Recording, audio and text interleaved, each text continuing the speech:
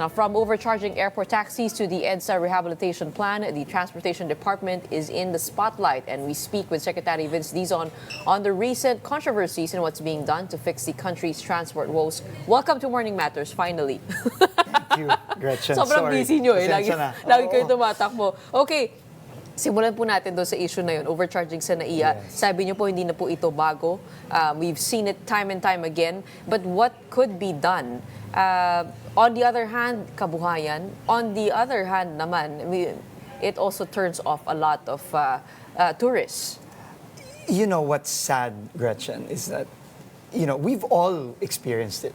I mean, I've experienced it, when I was studying, when I was working, especially during the rainy season, you flag a cab, and then you're wet in the rain, and you're desperate, and the cab says, "Ay, boss, wala nang metro, ano na lang, 500 na lang papunta dito, 1,000 na lang papunta dito." And you're desperate, you just take it, right? I mean, it's part of daily struggles na ng mga tao, ng mga commuter natin na unfortunately tinatanggap na lang. Pero ang hindi ko lang maintindihan, lalo na ngayon, with all the modern technology that's available, you already have the TNVS groups, Grab, etc. Bakit tuloy-tuloy pa rin? Bakit parang hindi natututo yung mga taxi drivers natin at taxi operators natin na hindi nila pwedeng abusuhin yung mga kababayan Pero natin? pag pumupunta kami doon, parang mas marami na rin talagang enforcers doon. So, Marami, pero, well, meron pa rin. No, meron pa rin. So, I think it all boils down to enforcement. And taxi drivers and operators and others don't feel that they can be held to account whenever they do these things. but what's the plan of So the DOT? plan is to hold them to account, not to really make them fear that if they do something wrong, if they abuse our commuters, that there will be severe consequences. And the example of Taxi Hub is an example of that. That the driver's license has now been suspended. It will most likely be revoked, meaning hindi na siya makakapagmaneho ulit. No, wala siyang kabuhayan. Masakit yun. No, mahirap ang buhay ngayon, pero wala tayong magagawa.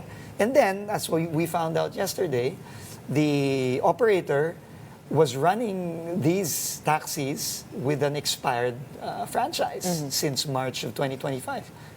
So again, that taxi company will lose its franchise because of this and may never run a taxi company again. So, and this is my message to everyone in the sector, that the president is very serious in enforcing and sanctioning those who violate the law.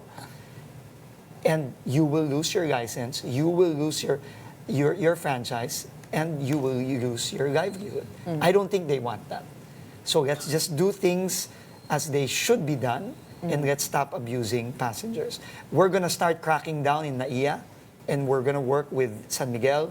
We're going to work with the PNP stationed in NAIA, and we're gonna make sure that this doesn't happen again. Na matakot sila. Kailangan matakot eh. Yeah, I think that's the bottom line. Ang problema in the past, hindi natatakot. Kaya tuloy-tuloy yung ganito. Okay. Talking about accountability, you've gone around sacking officers of the LTO. Yung isa is over an alleged assault of a minor and Yes. another person in a karaoke lounge. Another one for involvement in a vehicular crash while appearing to be drunk. Yes. Speaking of laws, I mean, if you take a look at both incidents, this is their personal time. What are transport officials allowed to do, not to do in their own time? Well, they're not allowed to drive drunk, and they're not allowed to kick someone in the stomach, Okay. especially a minor. I mean, they can do whatever they want as long as they don't break the law, Gretchen. No, so. But officials, losing their jobs over these incidents. I think that's the minimum. If you are a government official, and if you all of us in government, we swear an oath, right, to uphold the laws, to follow the laws, to protect our people, to serve our people. If you don't do that, there are consequences, Gretchen. Losing your job for kicking a minor is the minimum consequence.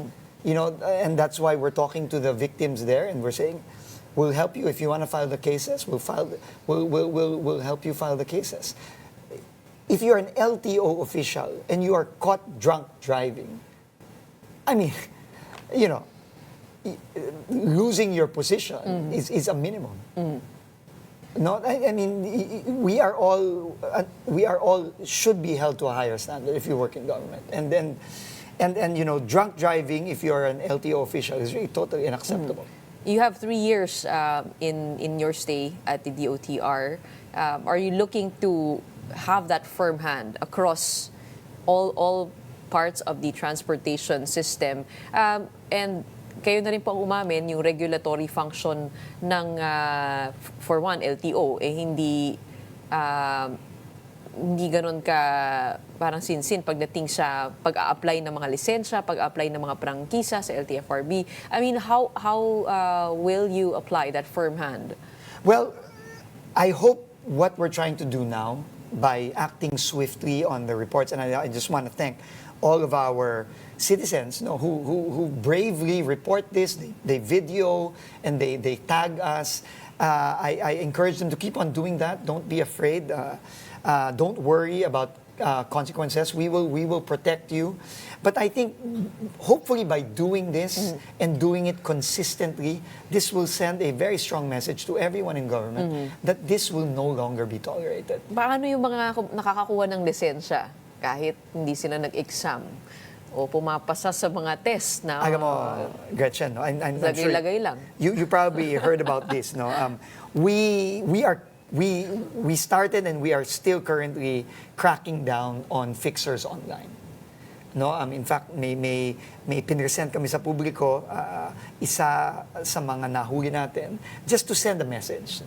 I don't want to keep on presenting people in public and shaming them, but we have to do it. To send a strong message that this can no longer be tolerated. Can you imagine, sa Facebook, gagamitin yung logo ng LTO at sasabihin doon, services offered, non-pro license without exam, 5,000. Professional license without practical test, 7,000. I mean, it's really, Blatant display. It's blatant display and talagang walang takot. And wala silang takot kasi meron silang kakonsyaba sa loob. Wala namang fixer kung walang kakonsyaba sa loob eh. Ay, paano hahanapin yun? Hahanapin natin yung mga yon. And I instructed Assistant Secretary Vigor to make sure na kapag merong nahuli dyan, tanggal sa trabaho. Tanggal sa trabaho, makakasuhan pa. That's the only way, Gretchen. That's the only way. Unfortunately, fear must be instilled, and fear of the consequences, fear of losing your job, fear of a case being filed against you. In the past kasi, hindi nangyayari yan. You've been in this job for 4 months already. Pagpasok po ninyo, ano nakita niyo yung pinakamalaking problema sa assessment ninyo? Naku, parang mahirap sagutin yun. I think, DOTR is one of the biggest, the biggest agencies in government, just in terms of scope, and scale. I think the biggest challenge is more on the regulatory side rather than the implementation of the projects and fast tracking of the projects. That's difficult as well. There are a lot of challenges there, like right-of-way acquisition, and, making sure contractors build on time, etc. But the biggest challenge to me, which, to be quite honest, I did not expect. To be honest, when I came into this job, I thought I was just going to fast track the building of trains and fixing airports and all of that. In the subway. In the subway, but what really surprised me was really the difficulty in untangling the regulatory mess that the entire transport sector is in. And it's very hard. It's very hard. It's an entrenched What do you think can you do system. in 3 years? To be honest, I don't know. I don't know what I Mahirap can na do. tanong. I don't know what I Okay. can do. But so far, the road safety advocates love you. They say you're one of the most progressive officials that actually think about the commuter, the passenger. But there are those who say that what you're doing is addressing the low-hanging fruits. And you're good with optics. The president has adopted your style. What do you Hindi say naman. to that? You know, I think, first of all, when I met the president for the first time, he told me, make the daily life of the commuter safe and more convenient. And I think that's what you just said, no? The proverbial low-hanging fruit. Yeah. They may seem small, but they're actually not.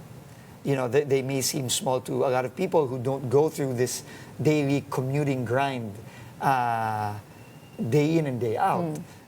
But lines on the MRT, simple things like, you know, timers on the busway that don't work. These all matter. They matter a lot because they translate to time either lost or time saved for our people. And time is so important. You know, if, for example, we tried to shorten the lines in the MRT. Small thing, you're right, very low-hanging fruit, but unfortunately, ang tagal na hindi na-address. No? But in terms of time saved for our people, ang laking bagay niyan. The difference between waiting in line for an hour versus waiting in line for 10 minutes, 15 minutes is huge in terms of what time you wake up, whether I'm going to see my child off to school or I have to leave before my child even wakes up, whether I can get home in time for dinner, spend some time with the family. It makes a huge difference, no, in the daily life of our people. So kung maibsan man lang natin, sabi nga ng Pangulo, no, kung maibsan man natin ang kahit konti yun, ang laking bagay nun. While we're doing the bigger And speaking of doing the bigger things, so one of the projects at hand is the EDSA Rehabilitation. What's the rationale behind that? Nakausap namin si Secretary Manny Bonoan, tinanong namin, ano bang mali sa EDSA, no? Bakit natin kailangan pagdaanan dito? Sabi niya, this is more than 50 years, yung huling rehabilitation, panahon ni Cory. Nung tinanong ko sa kanya, ano yung pinaka-urgent na sections ng EDSA? Sabi niya, yung buo. And he also said this was mostly about the pavement. Babaguhin natin yung pavement, konting work sa drainage. But it seems that, I mean, if we're going through the rehabilitation anyway, why can't this be a bigger project na baguhin natin yung mismong plano or mag-present tayo ng mas komprehensibong plano para sa EDSA? Tingin ko yun po ang gusto ng Pangulo. No? Kaya nga niya pinose. Sabi niya, unang-una, 2 years is too long. Marami ng teknolohiya ngayon na ginagamit ng mga ibang bansa. Japan, China, Europe, etc. etc. Hindi natin pwedeng pahirapin yung mga kababayan natin ang 2 taon. And that's, I think, the first one. The second one, I think you're absolutely right. No? And I work a lot with Move as One, with Mr. Robbie C. and the team. And there's really a need to rethink EDSA as a major boulevard or major road in the country, not just in Metro Manila. Because EDSA is a symbol. It's not just a road. It's a symbol of what doesn't work and what could work if we do it the right way. You know? And one major thing there is really pedestrians and public transport.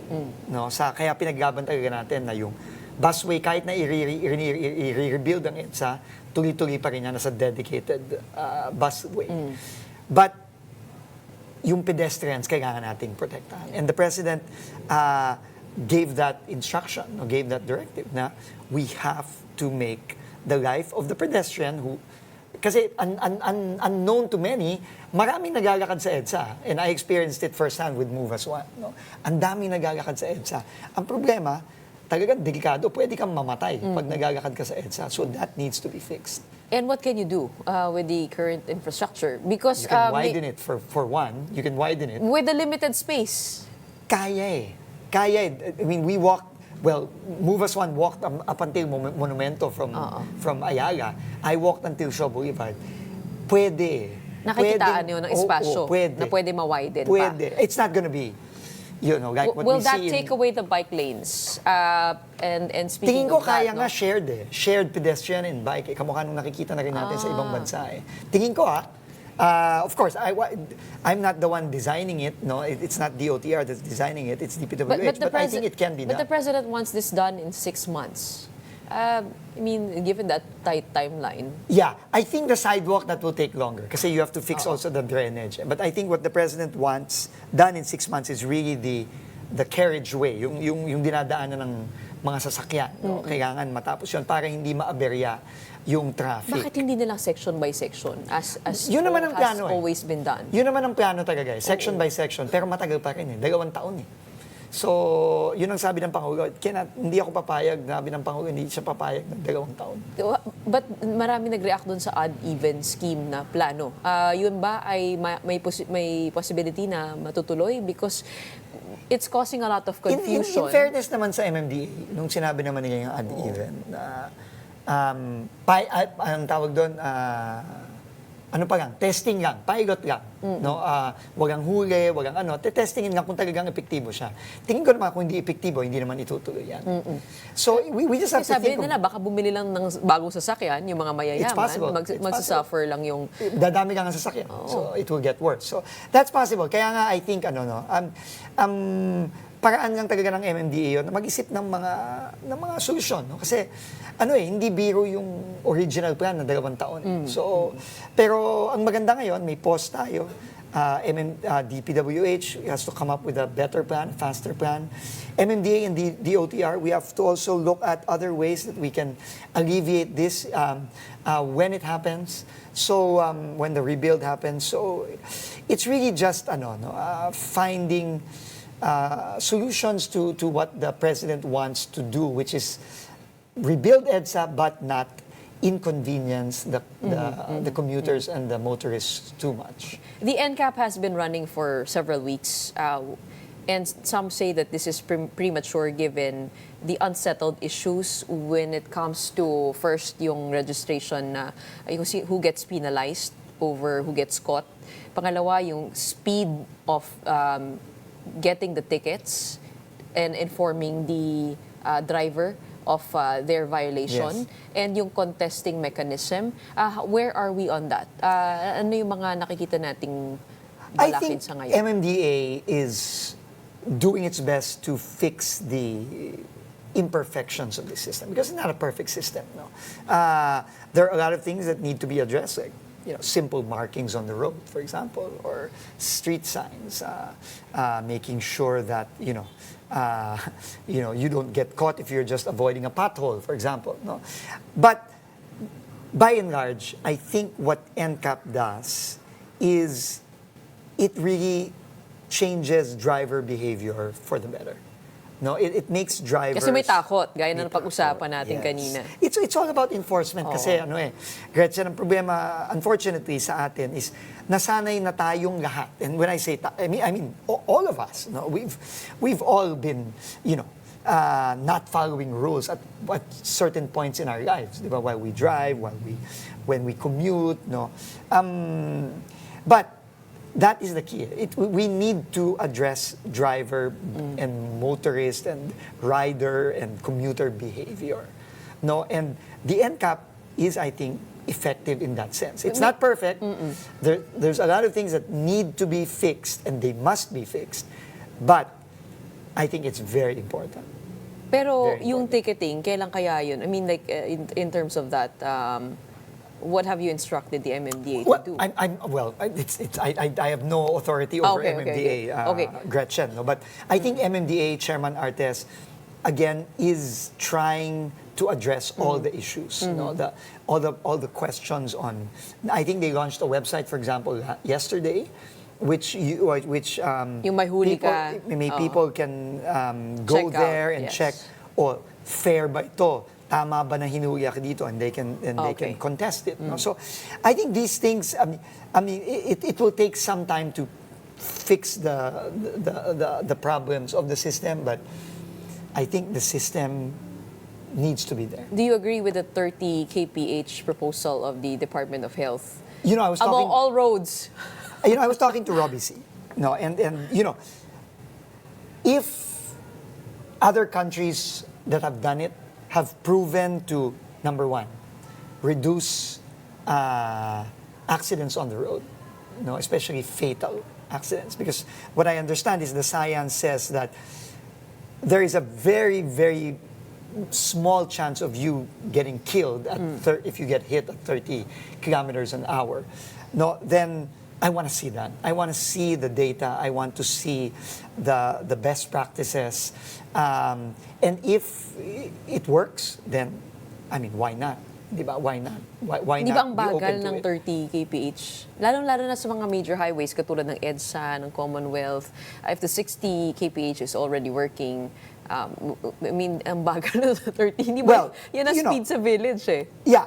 I think hindi naman sinabi ni Robbie C na lahat. I don't know if that's what they said. Yesterday I had him and sabi niya lahat daw. Oh. Well, we have to study it. Again, ako, I'm a believer in if it works in other countries and it's effective, then we should take a look at it seriously.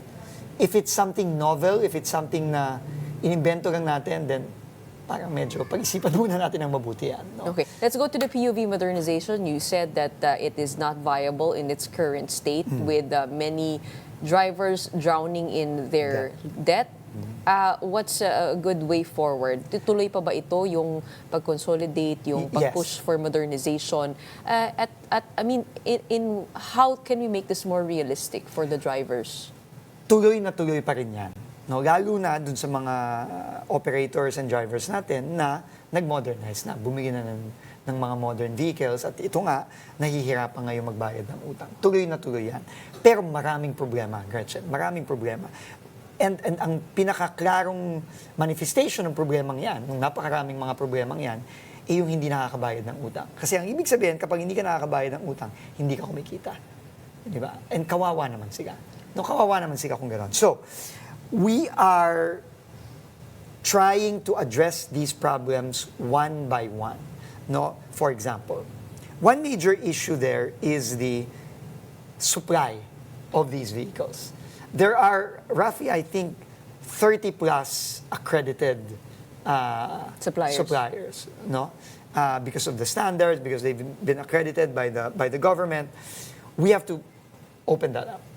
Because a lot of these suppliers, unfortunately, have supplied vehicles that right now no longer are running. Because they ran for 6, 8, 10 months, and now there is no service, there are no parts. May walang maintenance. Yes. So, syempre, umutang ka, Hindi pa gumagana. 5 years to pay, Oo. after 8 months, nakatenga na lang, paano ka makakabayad ng utang mo? So, we need to fix that problem. And it is a supply problem. It is a supply. So the solution to a supply problem is to open up the supply. So my question when I was reviewing this, bakit hindi tayo ba't hindi sila pwedeng bumili sa Toyota, sa Mitsubishi, sa Nissan, sa BYD? Di ba? Ba't hindi sila pwedeng bumili doon? Di ba? So that's one way of trying to address that. And that also addresses the financing problem because if you can buy from a Toyota, from a Mitsubishi, from a BYD, who, by the way, supply at much cheaper cost. The costs right now are anywhere between 2.3 to 2.8 million. I have seen offers from other suppliers, half of that. Mga local, mga 1 milyon. Oh, yeah. Oh, 1 milyon Si lang. former Governor Chavit Singson, meron siya. Hindi siya accredited, pero meron siyang e-Jeep. 1.3 million lang. And if you go But to... are you still looking to phase out the old jeepney? I guess that is the... I think we really have to. I think we really have Hindi to. ba yun because- ang marka ng ano natin? No, Identity? but kaya nga tuwan-tuwa ako dun sa planta ni former Governor Chavit eh. Kasi siya, jeepney, Okay. pero electric vehicle siya. No? So it's clean, it's more efficient, no? Mas mura.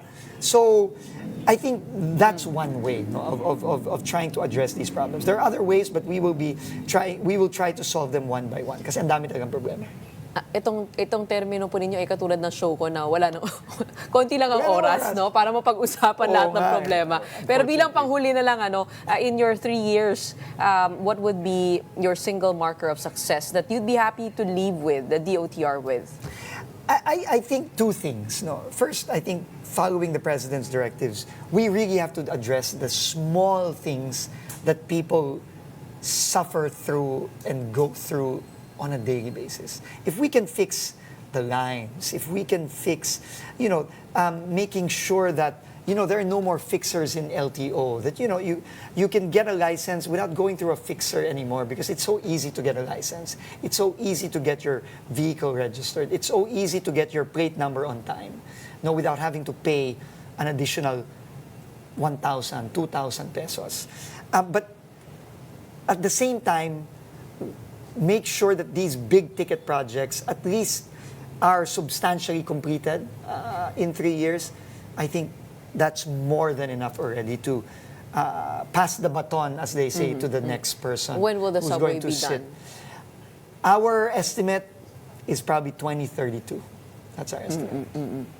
But hopefully we can have 1 or 2 stations maybe before the end of the president's term. So if you're able to make transportation more commuter friendly, Yeah. okay ka na. It's not going to happen in 3 years, Gretchen, but at least the beginnings of that, hopefully.